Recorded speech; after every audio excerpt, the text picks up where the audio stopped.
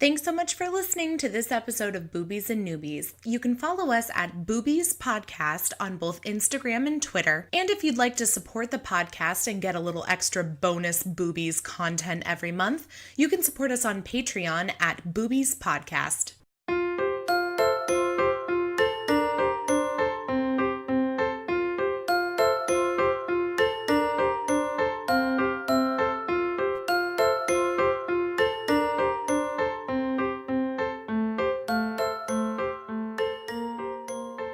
Welcome to Boobies and Noobies, the podcast that asks novice romance readers to think outside the dick in a box and brave the unbridled world of erotica. I'm your host, Kelly Reynolds, and today I'm joined by founder, owner, and operator of the first ever Feminist Book Club box subscription, the Feminist Book Club, as well as the podcast host of the accompanying Feminist Book Club podcast. Let's hear it for the lovely Reynaud Powers. Welcome, Reynaud. Thanks. I'm hearing applause and cheers in my head. I love that intro. Thank you. So we have to give everyone time to applaud before continuing. That's how I keep my spirits up. Perfect. No, I love that. I feel like I should just start inserting like laugh tracks, applause tracks, like just to keep everyone's spirits high. Perfect.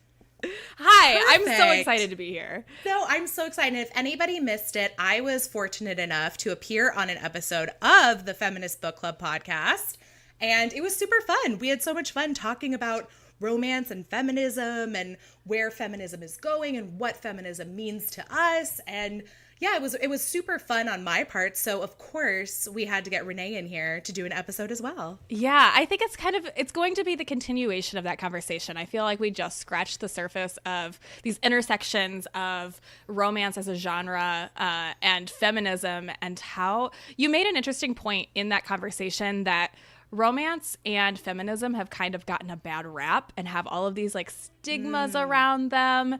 And it's interesting that they have a kind of a parallel journey.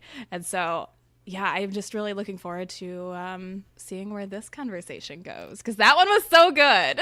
Oh, I'm so glad. Yeah, it was so fun listening, but also like simultaneously weird just to hear myself as like the guest at one, in this point. Totally. And so this will probably maybe feel like the same thing for you. Yeah, totally. Cool. Well, why don't you tell everybody a little bit about Feminist Book Club? Because what's great about this podcast is that it's not just a podcast. You've basically created a brand where people can also not only experience the podcast, but have this subscription box that they receive every month. Yeah. So we're an entirely community-led feminist experience. And I say full-on experience because it's not just the podcast, like you said, it's also a book club. And people have asked me, like, why did you start a book club? You're not Oprah. Okay, well, the you're not Oprah part is just my inner critic. But I had a podcast prior to this where I was constantly recommending books. I am an academic by trade. I did my bachelor's, my master's, and my PhD coursework in gender studies and communication. So I always have a list of books to recommend to people. And so it started as just a reading group with some of my friends online and has developed into a full-fledged subscription box experience. So every month, members suggest the titles that they want to read, and then we vote on those titles. So it's a democratic process. I have no idea what's coming in future boxes. It's so fun. No bias whatsoever. No, it's really, I'm reading way outside my comfort zone, and I am so here for it. And then I pair those titles with products from women and queer-owned businesses, and you receive, it's just like a lovely care package once a month of the book itself and products like cookie. Oh, the last one, let's see, the March box had cookies. It had a reusable string tote bag by Eco Bags. That was they're cute. so good. That bag was They're super so good. cute. And that company has been around since like 1989, like before eco-friendly sustainable businesses were a thing. And it was woman founded. She's totally badass. And then it also had these ridiculously cute fingerless gloves that featured a bird on the middle finger. The company is called Flip 'em the Bird. Two badass women here in Minnesota where I am Perfect. Anyway, so that was a total hit. And then the book of the month was The Bell Jar by Sylvia Plath, which is, I'm kind of ashamed to admit I've never read. So it was a great I've never read it either. It was a great I've never read it either. to read that together. And then we chat on video chat at the end of the month. We invite the author to join us if she's still living. Sylvia Plath. We tried to, conjure her from the dead. Didn't work. Seances. Send her a direct message on Instagram. Right. She wasn't responding. I don't know why. And yeah, it's been a really healing experience in a lot of ways to just have this really this community of women from all over the world get together and talk about books and their experiences and support one another in all walks of life. Because we meet online during the video chat, but also in a private Facebook group that's super supportive. It's nice to have, as Virginia Woolf might say, a room of one's own, or just a space of one's own to be themselves.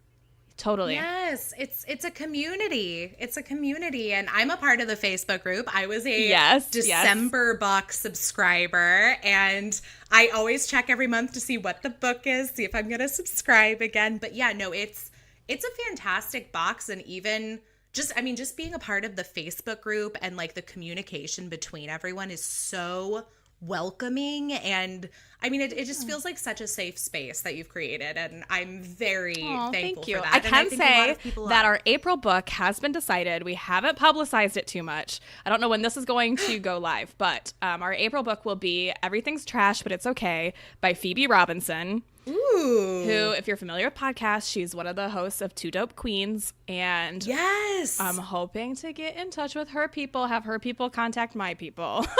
That would be so amazing. And I'm pretty sure this episode will drop start of April. So it'll be just in time for everyone to get their April box. Perfect. Something to look forward to. April's also my birthday month. Mine too. Are you an Aries? Yes. Oh my gosh. When's your birthday? The 12th. Mine's the 14th. We're practically twins. Twinning. I love it. Oh my gosh. Aries twinning for the win. That's awesome.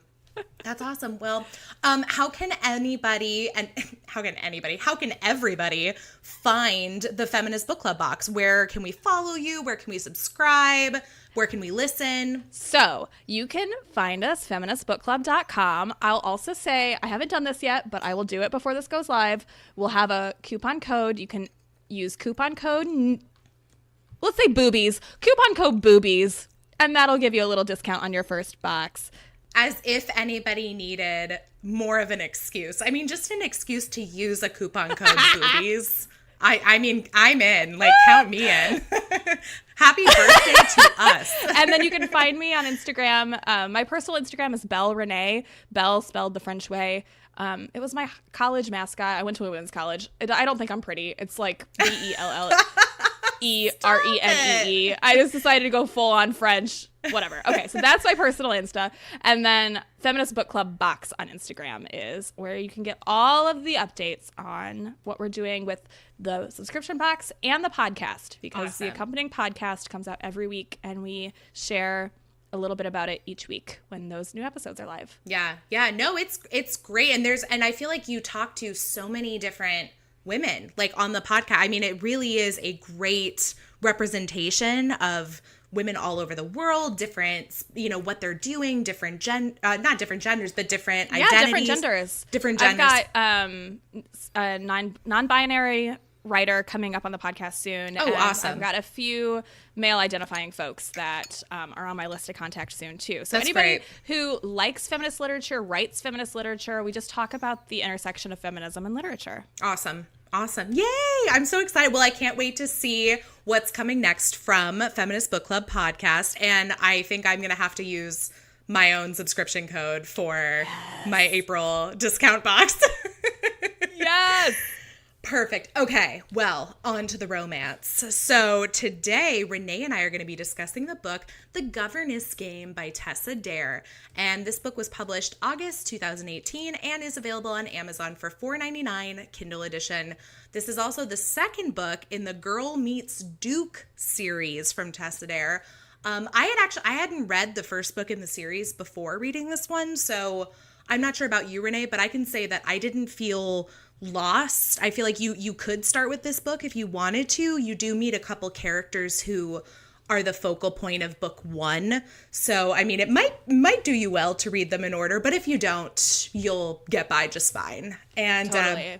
I'm a little disappointed to say, though, that the third book in the series does not come out until August 2019. Oh, like, I know, that is quite a wait. Like, I need more. So, what were you going to say, I Renee? was going to say that I'm really impressed. So this is my first foray into romance as a genre. But I listen to a lot of other like bookish podcasts, and they cover romance novels. And one of the things that I've learned recently is that it's not unusual for these kinds of series to be written, and you don't have to read them in order. And I think that's really cool. Yes. That they just take like an ancillary character of book number 1 and then follow his or her journey, and then another ancillary character to create a series to create this universe. That was brand new to me.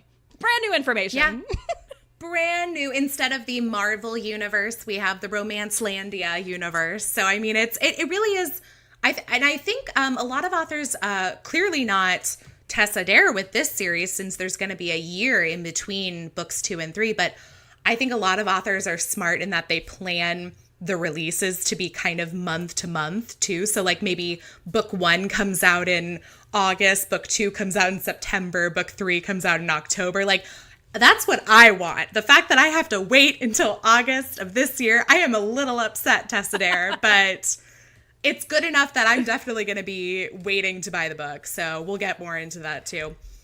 Before we talk about the book, though, you already kind of mentioned it, but I usually ask my guests on the show if they had ever read a romance novel before reading this book, and you already answered it. You had not. No, well, I think I probably had in high school or like early college, but I started my gender studies career my sophomore year of college, and I was under the impression, right, as an early feminist, that I couldn't like romance novels, right?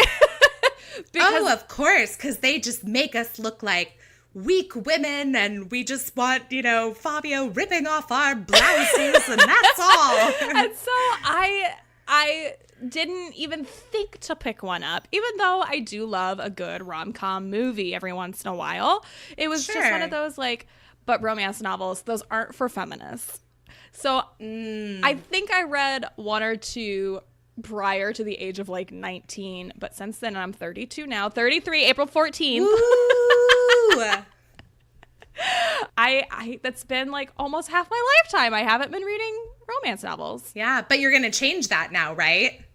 Absolutely, yes. Yay, I'm so glad. Yeah, no, it's I think you're right. I think it's definitely that's been my understanding of romance novels too, is that I started reading them when I was in college. It was kind of the opposite. Where you stopped reading is when I picked them up. And I feel like I got so much shit from it from, just friends. And in fact, I feel like the first person I connected with reading romance was one of my college professors noticed me reading a book one day and was like, "Oh, I love that author." And I was like, "Oh my gosh, okay, so it's okay for me to be reading this then, right? Because you're a smart PhD professor and you also enjoy romance novels. That's okay?" Yes, of course it's okay.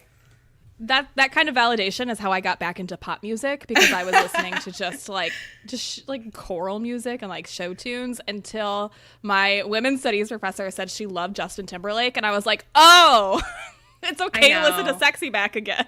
Gosh, it's so bad that it's that's the way we train ourselves to think. But yeah, I think women especially, I think we have a bad habit of putting down other women and, thinking we're supposed to look a certain way and falling into the Instagram pit of that's what I should be doing. I feel like that's one of my biggest faults, is trying to compare myself to others and what they've accomplished by a certain point, and thinking that's where I'm supposed to be, or that's what I'm supposed to be reading or watching. And, if you're not doing it, you're doing something wrong, which is just, that's what's wrong.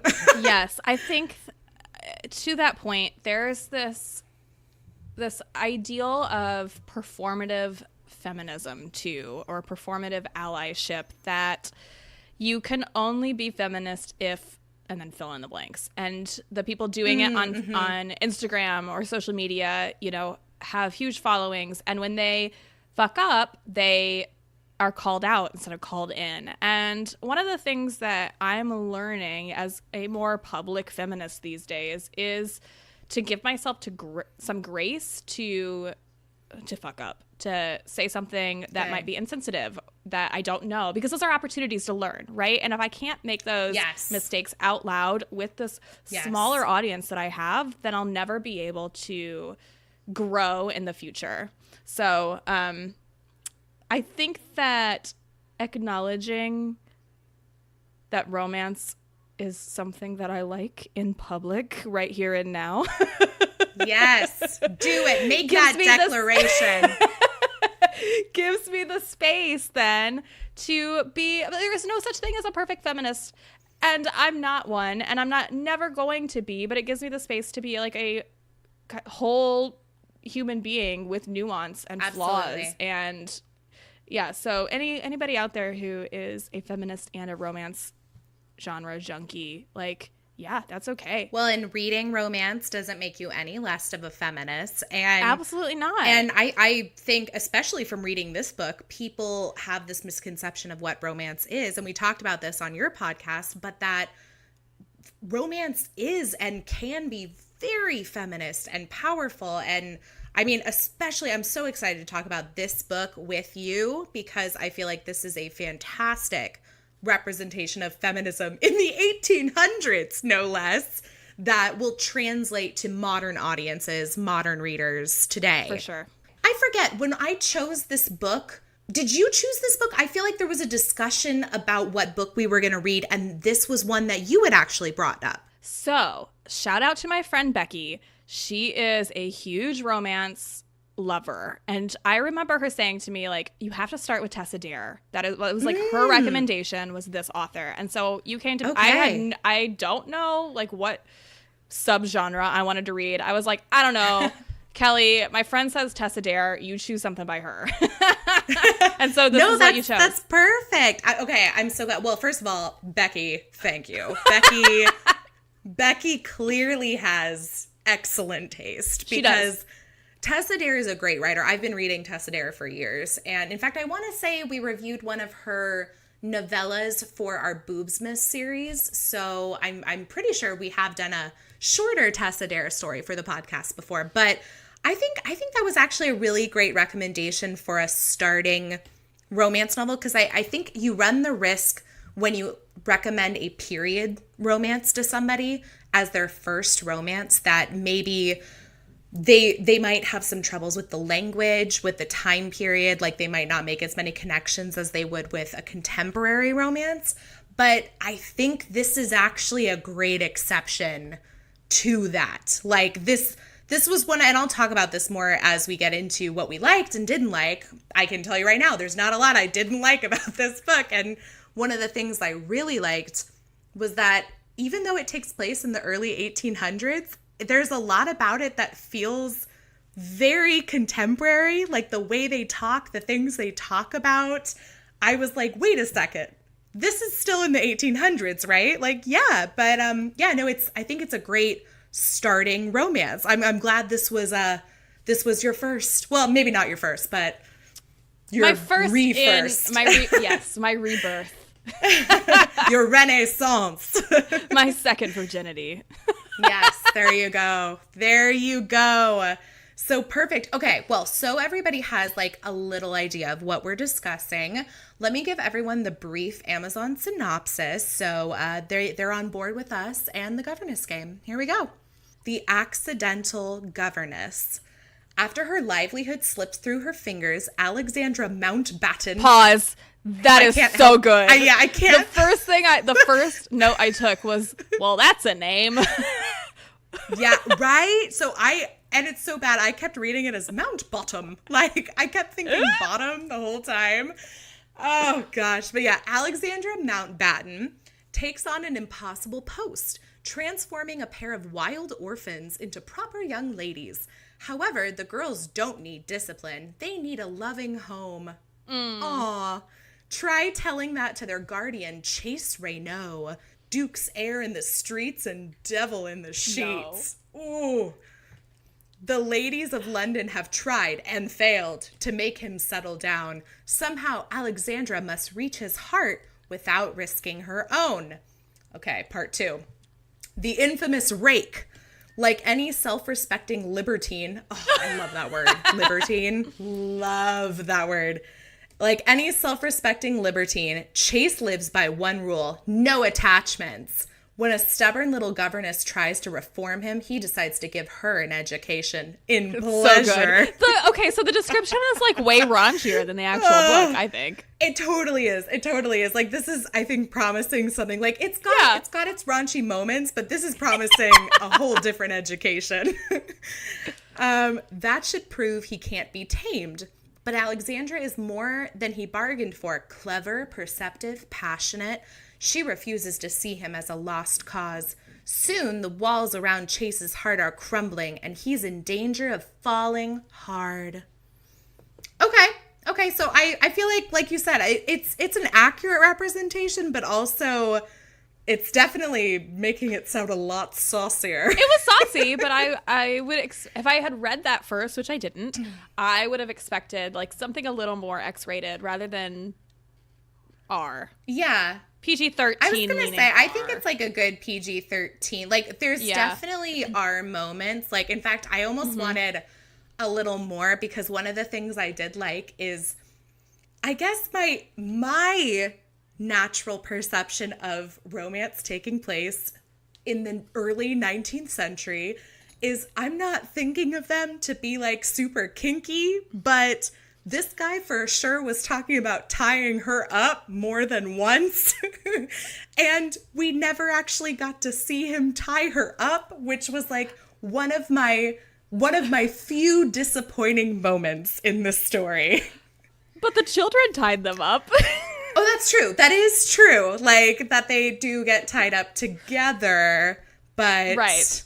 Yeah, I was like, wait, where is it? Like, we can't have them continue to have these. Well, the problem is she's an expert in not tying, and so anything that he were to tie her up with, she probably would have just critiqued it all. So it's just a plot fault. She should have tied him up. That's what should have happened. That's what it is. Damn. Missed opportunity, Tessa Dare. Oh, next one. We'll get it into the third book in the series. Right. Okay, so I'll ask you first, what did you like about this book? What was your overall impression of this book? Okay, so I have a page of notes. I'm really excited. Oh, good. There's a lot of like, I was very surprised by this book. I was pleasantly surprised by this book. Because I didn't come to it thinking great. It would be, I had all of those, stereotypes in my head. Even though you and I had talked about it already, I was still kind of skeptical. The world building is excellent. So good. Right off the bat, Chase, the rake, the libertine. Yeah, the libertine. We get introduced to his bachelor pad, and I just think that it's so funny, the euphemisms they were using for bachelor pad, and that they were coming up with them together. Gosh. And it was like legitimately hilarious storytelling. They were talking about the pleasure dungeon, the cave of carnality, and then when Alexandra was like pissed at him, she called it the self-pleasure sanctum, and I fucking lost it. The libertine lair, that one was one of my favorites too. Good.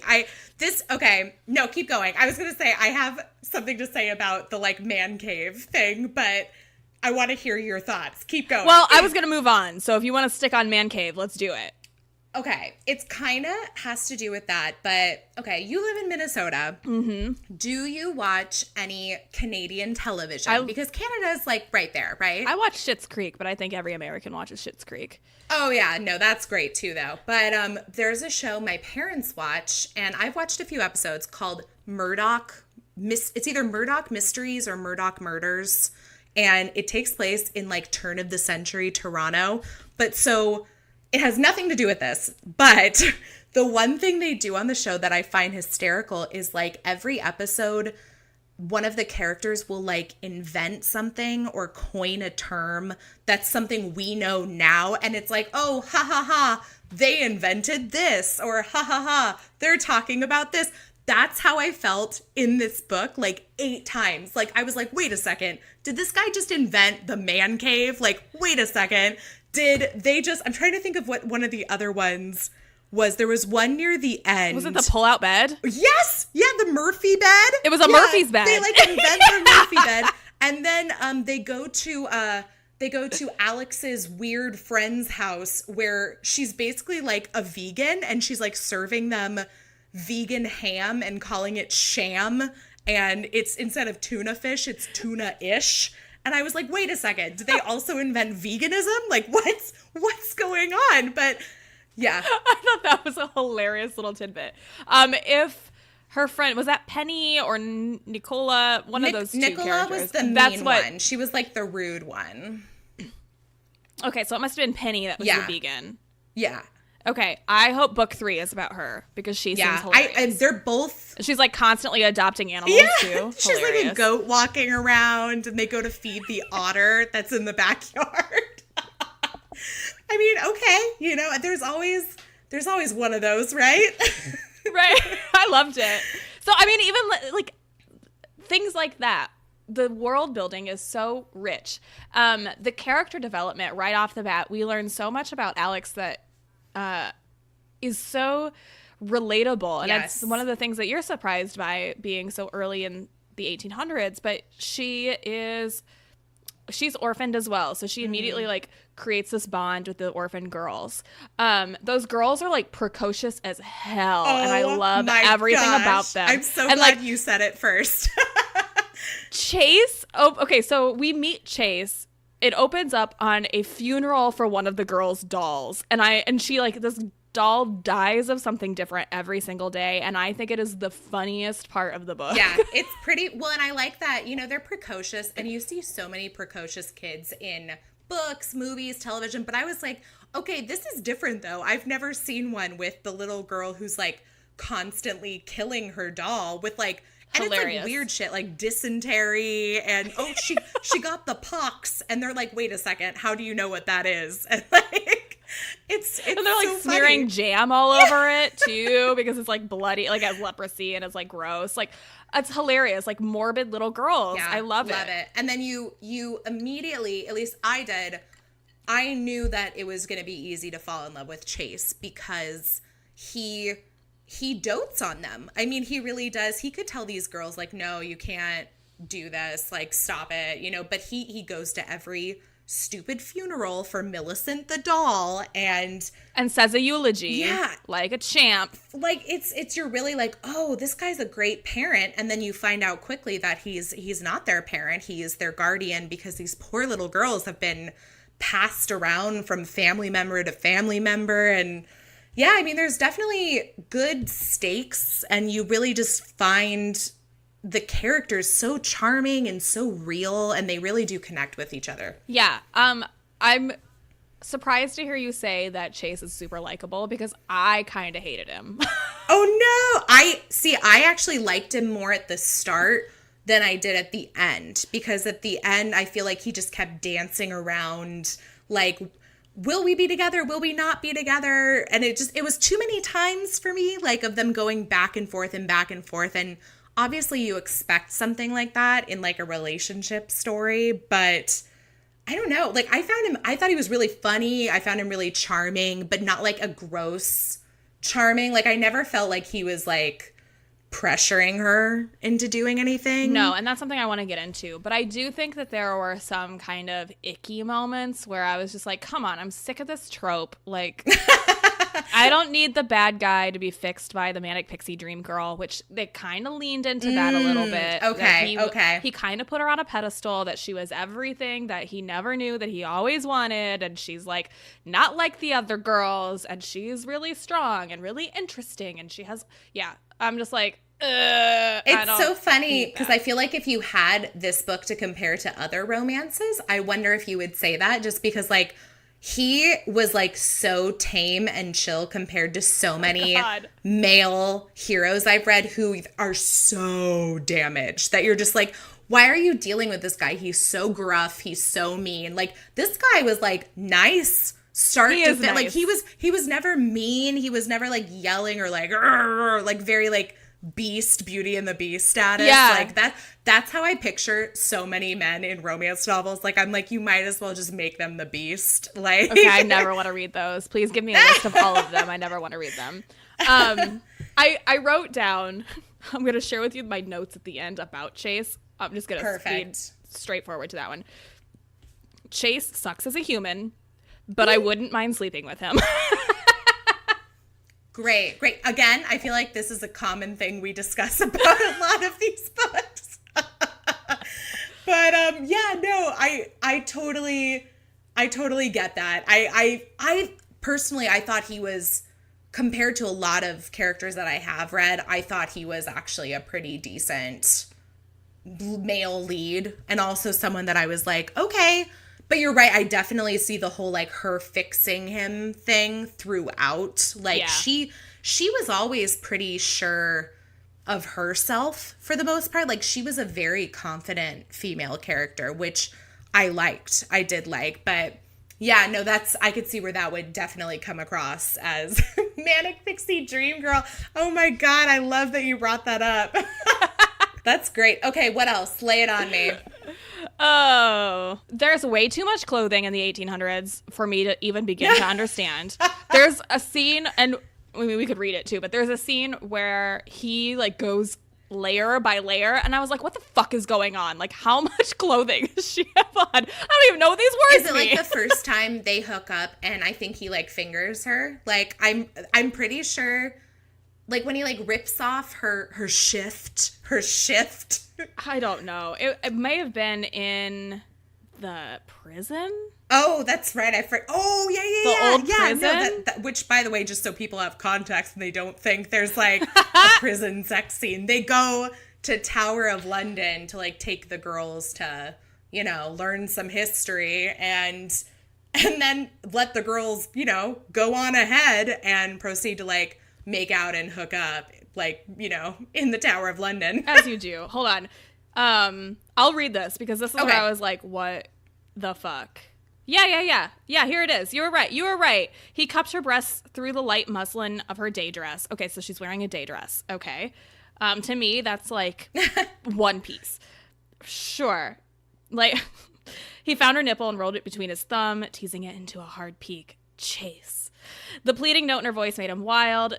He stole inside her open jacket. Okay, so she has a jacket on too. Shoving aside the virginal white fissue. What? Then working his fingers beneath the muslin of her frock. He knew the layers of a woman's clothing well as he knew his own. Better than his own, truthfully, since he had a valet to assist him in his own attire. He eased one of her frock sleeves down over her shoulder. The strategy gave him just enough space to reach behind her stiffened stays and linen shift. With a deft, well-practiced motion, he lifted her breath, liberating her breast. Her breath. Oh, I was trying to make it rated G. That's cute. He lifted her breast, liberating it from her stays. Okay, so we've got stays. We've got a fissue. We've got a lot of muslin. Yeah. We've got frocks, jackets. I have no idea what's happening. No, is this woman in a straitjacket? That was the scene.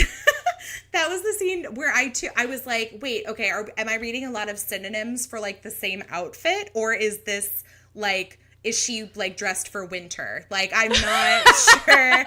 I was like, I'm not sure what is going, but you're right. That was actually the one scene that I did note. I was like, wait a second, what's going on with what these people are wearing? But he understood. He's like, I understood the lady layers. That's all that matters. And here's the thing, he understands a lot, and I will give him credit for that.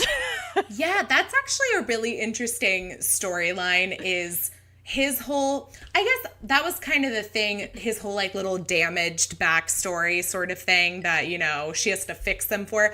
I didn't love that, like where it's that he was like given chart to take care of his cousin, an adult man, when he came to visit like 3 years ago. And then they went out drinking and partying. And while Chase was hooking up with some girl, his cousin like got in a fight with somebody and they killed him. And he's harbored like all this guilt for these years and like just hooked up with women, but not actually had sex with them since then. Like that's like his punishment, is like, I can't do that. But he still meets up with a lot of women and learns to pleasure them in various ways. And I mean, I think it's great. He just wants to fool around. I mean, I'm like, good for, he basically, sweet. okay, again, inventing friends with benefits is that's what's happening in this book. He's really good at third base. There you go. The first three, he just doesn't make it home, and that's fine. I respect that. Yeah, yeah. And it seems like he's okay with that. The ladies Totally. are okay with it. Like, so, you know, good for you, man. But I guess that makes him that contributes to his feminism, right? Is he's all about the pleasure of his partner, which is like great. And and we could talk about that. We could talk about consent. I think there's a lot to be said about the approach to pleasure in this book was really, really great. Yeah. And it's not to say that in other romance novels there's not consent happening. Like, that's not, but I think when in a lot of stories when people bring in like the alpha male and like anything that necessarily involves, you know, maybe a little bit of BDSM or anything that's like a little on the rougher side, it definitely gets called into question a little bit, like when it comes to consent, and is he pushing her too far? You know, what's going on? Because it's usually, it's definitely a topic that is discussed, and we've discussed it on this podcast too. But you're right. I think in this book, I know that I marked a specific point where I want to say the first time they're about to have sex, that multiple times he's like, are you okay? Do you want me to keep going? Do you want me to stop? Are you still okay? Like, and I've noticed that in actually a few books I've read recently, this like continue for consent, like not just step one, great, she said yes, let's go. But that it's just like this continued conversation that's happening. So I like that. And I want to see more of that. So I'm going to get kind of heavy here, even though this is a funny podcast conversation. Wow, we're talking about romance novels. But there was something that was very, as a survivor of sexual assault, it was incredibly healing to see that whole consent situation play out. And I honest to God, shed a tear. I was like, oh, this is how this was supposed to happen. Yay. And I didn't know it until, you know, here I am reading this, you know, fluffy romance novel that, you know, it's Alexandra's first time. She's never like experienced any of these things before, and it was so like, it was the alternative timeline of what could have happened to me and didn't. And so being able to read that and see it happen in like the optimal circumstances was so, I mean, healing is the only way I can describe it. It was just like really a beautiful moment for me as a reader. Like, oh, okay, this is really important for young women to read. Yeah, absolutely. Had I had that when I was 14, like maybe things would have happened differently for me. So romance novels are doing good in this world. I've said it and I will stick to it. Well, it's so interesting too, because I'm thinking, you know, why isn't this a book that, you know, we're pushing for 14, 15, 16-year-old men and women, any gender, to be reading? You know, I mean, if it's a representation of a good, healthy relationship, it shouldn't matter what the genre is necessarily. So yeah, I don't know. We'll see. Maybe I'll become a high school teacher and start making my students read romance novels. Oh, I'm sure you'll never get a letter from a parent doing that. No, of course not. So that's my big thing about consent. It was a super sexy scene. That was probably my favorite sex scene. They didn't go all the way, but he gave her pleasure and she experienced it fully. And then she says something like, here's the line. She was totally unaware of lovers' etiquette. She feared she'd do it all wrong, and so she tried to like reciprocate. And then he says, and this was like fucking beautiful, pleasuring you was pleasure for me. I don't want you to feel that you must reciprocate out of obligation. Lovemaking isn't a market trade, not the way I go about it anyhow. And I was like, melt, take me now. Yeah. That was the sexiest thing I have ever read. And you know what? I feel like in a lot of romance I've read, there's a scene like this where usually it is a man going down on a woman or giving her pleasure in some way, and then she tries to reciprocate and he's like, no, baby, that was all for you. Or like, oh, I got pleasure just making it happen for you. And I'm like, that's great. But just the fact that he said something about no, you don't have to reciprocate. Like, don't feel like you have to do this. That is not the expectation. I don't think I've actually heard it phrased that way in a book before. So yeah, it that wasn't was great. Transactional at all. Even though she wanted to, or she wanted to learn, she was curious. Yeah. And he was just like, no, let's just stop here and we'll, save it for next time. Your next lesson. That was the thing, was they were having these sex lessons because she was so new to it. Hilarious. Which is so funny because I feel like throughout the story, it was kind of interesting because I feel like usually you have like this, well, who's the one leading the sex here? Who's the dominant one in this relationship? And I'm not so sure. Like, I kind of feel like it was her for most of the time. Like, she was the one that would initiate something. She was the one that always wanted to try new things and learn new things. And even though she's the one learning, she's the one pushing for it. And it really gives her so much agency in the book. Like, oh, love it. She's feisty as hell. I really liked her. She's I really cool. liked her a lot. Yeah. I will say the one thing that, to just wrap up this conversation about consent, it like only stayed in the bedroom, which was interesting. There was a scene where they were going out to the park and Chase wanted her to get on a boat and she didn't want to, and she just kept saying no, because she has a lot of, growing up the daughter of a sailor, like, and her dad went down with the ship because he was the captain. She has a lot of like PTSD about boats and water, and he didn't realize that, and he pressured her to get on this boat, and like the day goes to hell in a handbasket. And so I was like, okay, well, consent was great, but like I guess it doesn't leave the bedroom.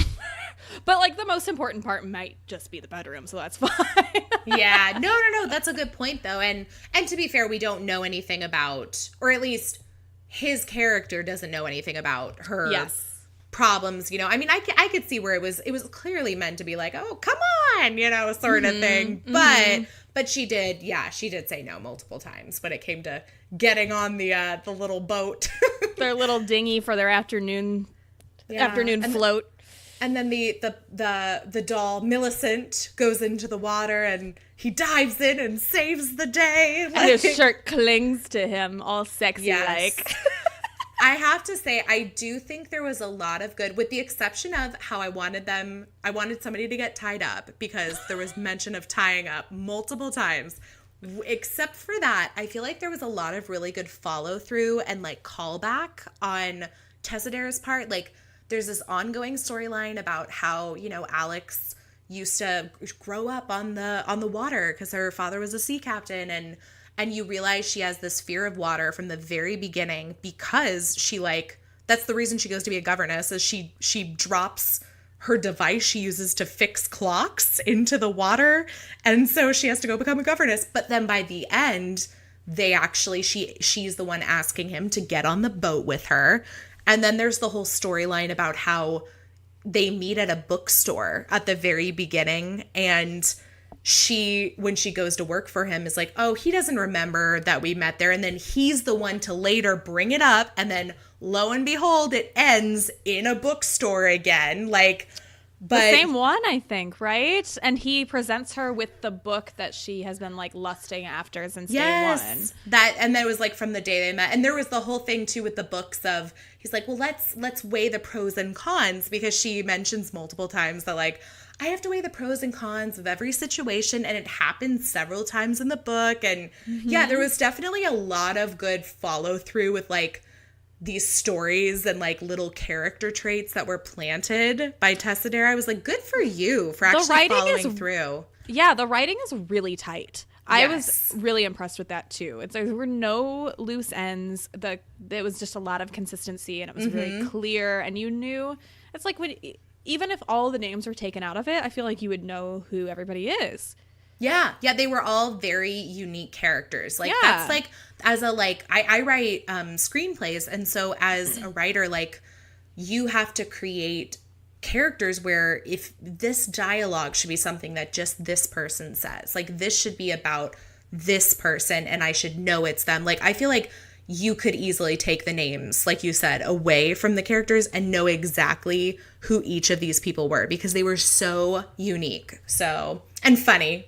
It was a funny book. It was fun. Yeah, it was a lot of fun. Everyone's super quirky. Like, they all have like their weird quirks, like, besides the kids. You know, I mean, the kids are nuts. The part that made me actually, like, belly laugh out loud was Chase's, like, half-brother or whatever comes over to check out the man cave.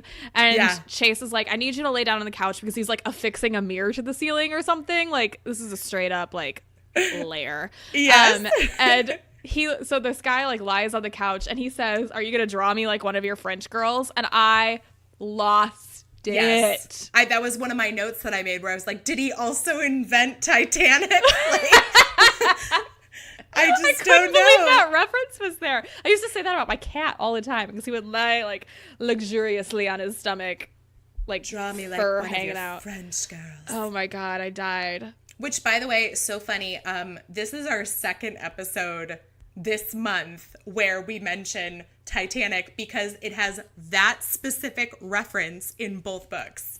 No way. Yeah, it's literally the line, are you going to draw me like one of your French girls? And I'm like, really? Like, we can't think of one other reference to, like, put in here? But hook up in an old Model T. Come on. Funny. It was meant to be. It was meant to be. Well, I guess it's like the same time period, too. Titanic was 1812. So we're kind of getting these. There you go. Yeah, it must have just been something people said. Maybe. I don't know. But it's I know what something, you know what's funny too is we don't see a lot of the sex that they have in this story. Like, we get a little bit of, like, the start of their relationship, and then they talk about, like, oh, well, we've been trying different things, which I'm like, good for you. I love that there's so much communication and new things you're trying. But we've mentioned in the podcast before that there's been stories where they emphasize, like, how important kissing is and, like, how sexy kissing is. And this story, I felt like, put a lot of emphasis on hand jobs. I was like, oh my God, there's, like, at least 2 hand job scenes, and one of them is so detailed. I was like, wow, making people look at a hand job so differently. That's so interesting because I honestly, I read this a few weeks ago and I honestly can't tell you. Maybe I blocked it out because I'm, like, not a fan. I don't know. But I thought the kissing was pretty foregrounded. Mm-hmm. Mm-hmm. Especially because it just, like, knocks Alex off her feet the first time. And then she wants to learn how to do the exact same thing. Yeah. No, I just liked all the discussions they would have. Like, they definitely talk about and engage in oral sex. I mean, and he mentions, like, he says something about, what does he call his penis? He doesn't say penis the first time, and she's like, oh, you mean your penis? Like, she's like so direct and forward about everything. Like, she's like, come on, you can say it, you know, and so, yeah, they'll just, the conversations they would have and the way they would talk about sex, I just thought were fantastic.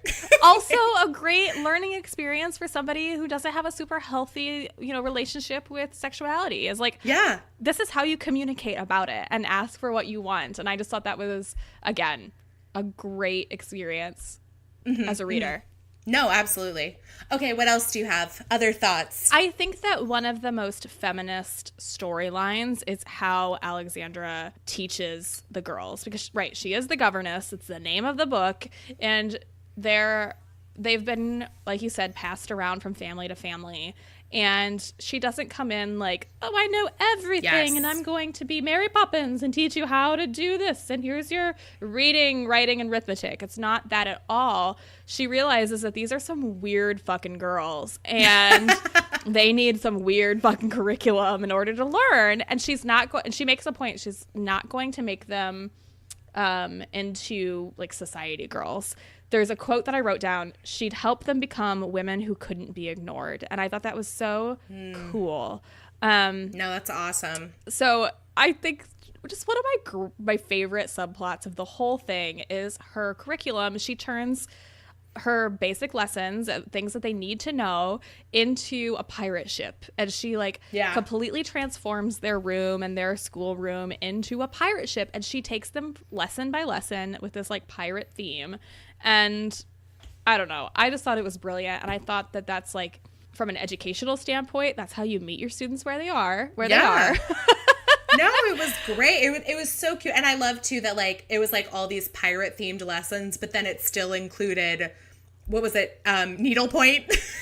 Needlepoint, because you had to learn how to like fix your clothes. You don't have a, and then they run off at the end to like go join a ship because they learn so much. Yeah. I like too the girls. There's mention of how the older one, Rosamond, how she's, you know, she's very smart. She's read like through all the books. And then by the end of the story, she's like 10. Isn't she supposed to be 10 or 11? Yeah, she's and young. Mm-hmm. She's tackling geometry. Like, you're like, oh, well, that's awesome. The fact that he's so invested. I know he wants to send them away to school, but he's so invested in like their education and making sure that they, you know, learn some. I'm like, that's great. And then with the younger one, I feel like it's a little nod at, you know, she's going to be like in forensics or in science or medicine. Like she's always talking about like dissecting bodies and the different diseases. And I'm like, that's awesome. That's so cool. Like there's actually a purpose for this. She's not just precocious, like for no reason. Right. No, she's smart. They're both smart and like quirky and weird. And I love them. And I would even go as far to say, I wonder if Tessa was intended Rosamond to be like a burgeoning trans character. Because at some point she wants to go by the name Sam, and she... That's a good point. I think they say something about she would be a boy on a ship, or she wanted to be like a... They were going to cut their hair and like become, you know, masquerade as little boys on a ship. Yeah. And so I wonder if that was just like a little nod to the trans community, that this little... That'd be great. Child was...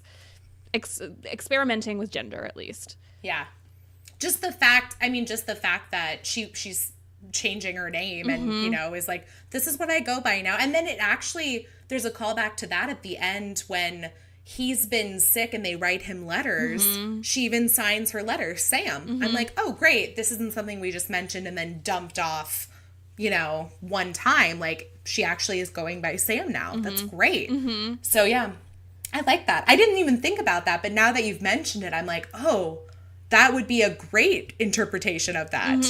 Maybe book 3 is Sam coming into his own in his like teens and 20s and meeting the girl of his dreams. I don't think that's... I think it's going to be about that's just the weird one with the goats. Like... All right, well, that's my feminist dream. Yeah, maybe that'll be, maybe Tessa will write the 4 female characters and their stories, and then they'll be like the next generation, and then we can have Sam's back. But then they could still be Girl Meets Duke, but Sam is the Duke. Ooh, oh shit! Look at that. Call me Tessa. I got lots of ideas for you. Nice. Let's queer this. I'm here for it. I'd read it. We've been reading a lot of queer romance lately, and I am here for it. Like, it's great. Awesome. It's so good. I love it. Okay, you gave us a sexcerpt already. This is usually the part of the podcast where we read some of our favorite sexcerpts from the story. And like I said, I don't think there's a lot of actual what people would consider, like, this is so funny. Tell me if this is a word or not, because we've mentioned this in our last recording. Is it penetrative sex or penetrating sex? I think penetrative. Okay, good. Because I said that and I was like, wait a second. Am I just making up words again? Wouldn't be the first time. Even if you are, I would sign that petition to Merriam-Webster. Yeah. Perfect. Great. I will take that signature. And so, yeah, I feel like there isn't a lot of penetrative sex in this story. However, there is definitely a nice variety, especially when it comes to foreplay, which I am all about. I personally, in stories, find that so much sexier than the actual sex. Same. I am here for it. My particular scene that I picked out is when we have a nice round of mid-morning cunnilingus in the library. Oh, and the kids bust in right at the end? I was so uncomfortable. Yes, I know. So that's the thing about Chase and Alex. They have a lot of... Their sex is either in his little libertine lair sex room or whatever, or it's in like completely public places. And like they have the whole scene at the Tower of London, and then this one is in the library, and, you know, right afterwards the kids bust in. But yeah, he like walks in and just like walks right up to her and like, you know, pushes her against the wall and just drops to his knees and goes to town. So here's a little excerpt from that for you. She began to roll her hips, seeking more contact, wanting it faster. A muscle in her thigh quivered. He knew she was close. Come, he silently willed. Come for me. A few more. Oh no, my page just changed. Okay, I got it.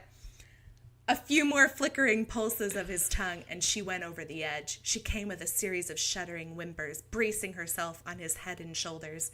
He didn't let up until her pleasure eased, and even then, he couldn't tear himself away. He pressed his mouth to her inner thigh, sucking and biting until a bruise rose on her tender flesh. There, now he'd left his mark. Chase Reynaud was here. There you go. All right. Well, to cool us off, I've got I've got a cringeworthy one. Are you ready? Always. And depending on your kink, this might be totally great. But to me, I was like, not cringy. for you. Not for you. Okay. Okay. So, and I think it was just the writing. It wasn't like the sexy parts. So to set the scene, they had just been tied up by the children. Oh, yeah.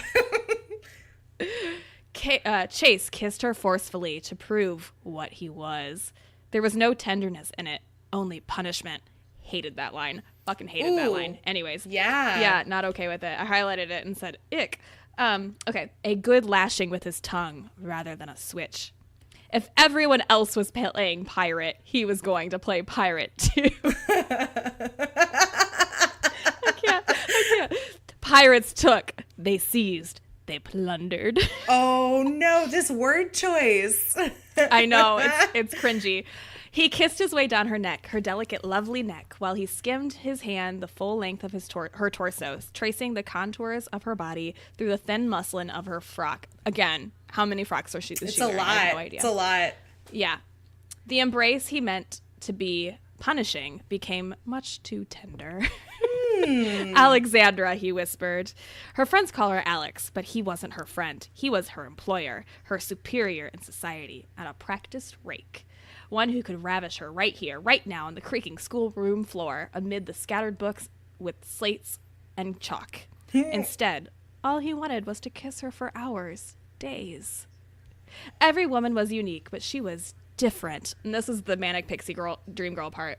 Strange and brave and clever. She made him different, too. For once, he wanted to slow down, take his time to explore and notice everything about her rather than hide from himself. Her tongue shyly caressed his.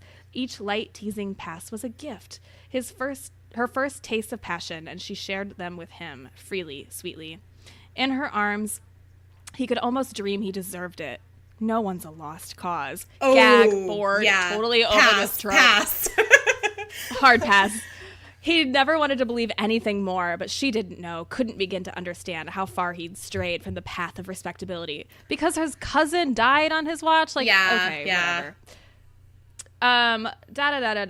I want to get to, okay, this part. This is like 3 paragraphs down. The moment was precipitously ruined by the sounds of 2 girls crashing up the stairs. He and Alexandra were barely able to scramble to their feet and straighten their clothing before Rosamund and Daisy barreled into the room. Each girl had a slice of cake in one hand and a jam-stuffed roll in the other. Boo! Daisy used her sleeve to wipe jam from her mouth. You escaped. We'll practice our knots and do better next time, Rosamund told her sister. It's so funny because, like, one, I feel like I could never live in that time because I'd be so sweaty from all the clothes that I'd be wearing. 2, yes.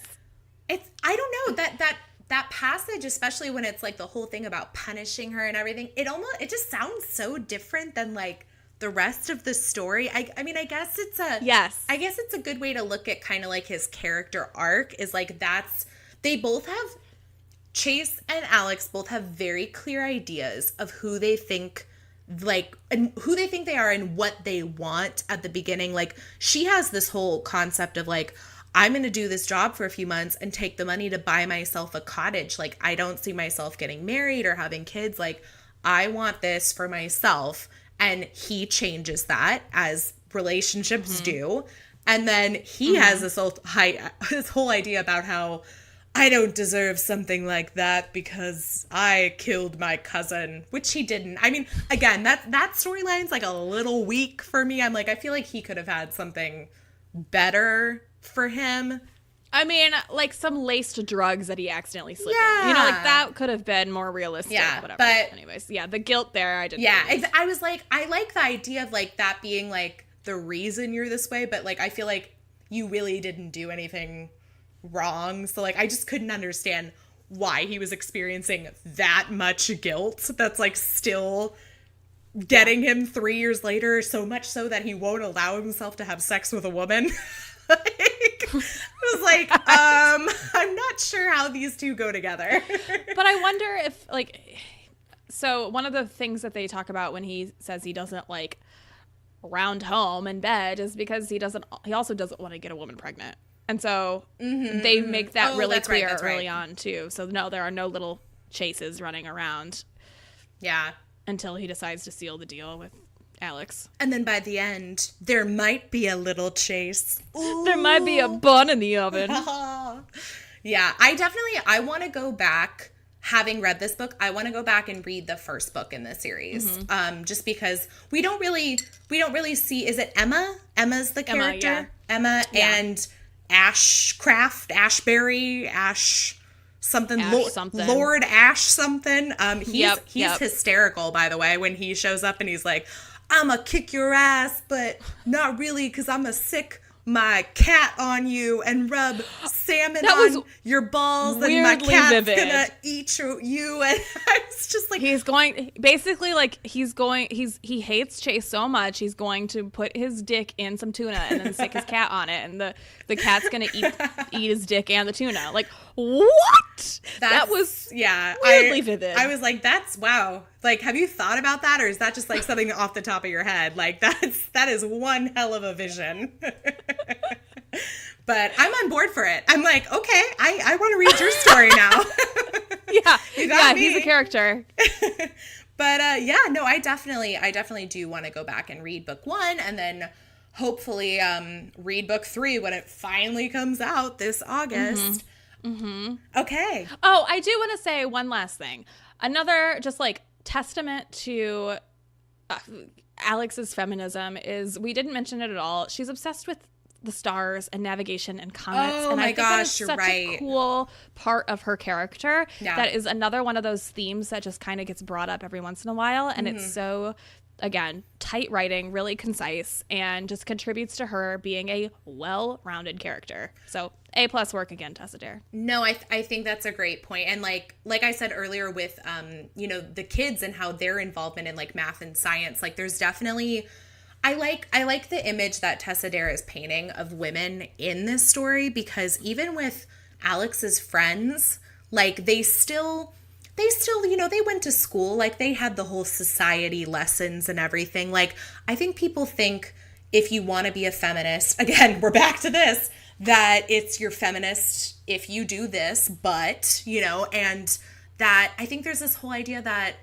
women can't just be, I'm using quotes, women can't just be mothers, or women can't just be society ladies, like that it's wrong. And I think there's a good balance in this story. Like, she still wants the girls to know needlepoint, but at the same time, she's off discovering a comet and encouraging them to learn math and science. So I think it's a great mix of like the different ideas people associate with women, and that you don't have to be one way or the other. You don't have to be an old type of woman or like a modern woman. Like, these are all things that you can have and do and still be a feminist woman. Well-rounded. And again, feminism is multifaceted, and feminist people are multifaceted. There you go. So what do you think overall feminist rate? I mean, I'm going to ask you to give the book a couple grades. I'm going to ask you to grade for story, syntax, and sexcapades. But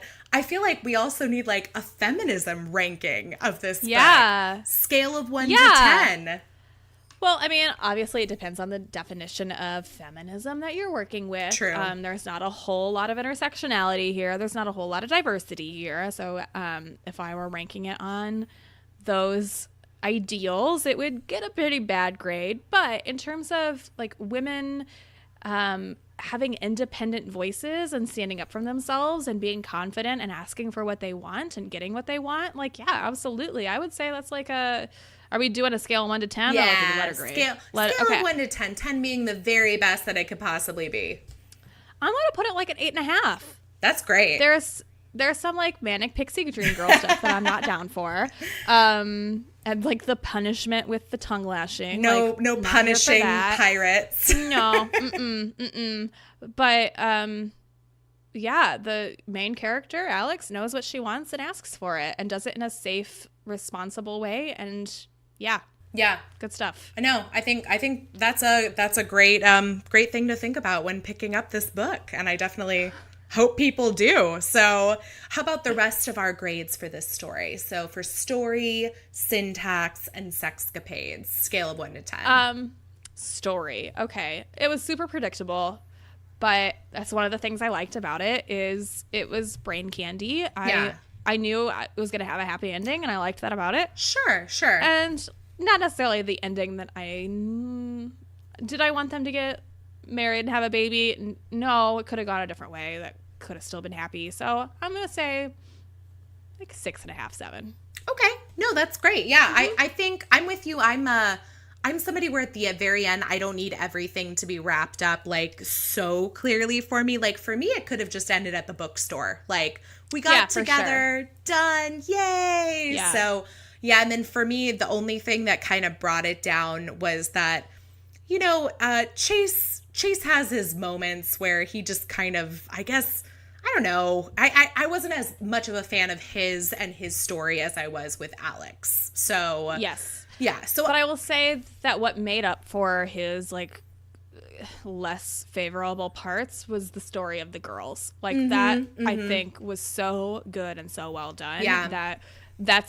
I'm weighing that much more heavily than like the romance story, I think. Oh yeah, no, because we really do. It really is like a relationship story. Like, because it's not just his relationship with Alex, but we see so much of each of them with the girls alone and then also all of them together as a family. Like it really is just so sweet and heartwarming. I gave it an 8. I gave the story an 8. I was like, I would read this again. I would read the next book in the series. I am here for it and these characters. So how about syntax, Miss Tessa Dare's writing?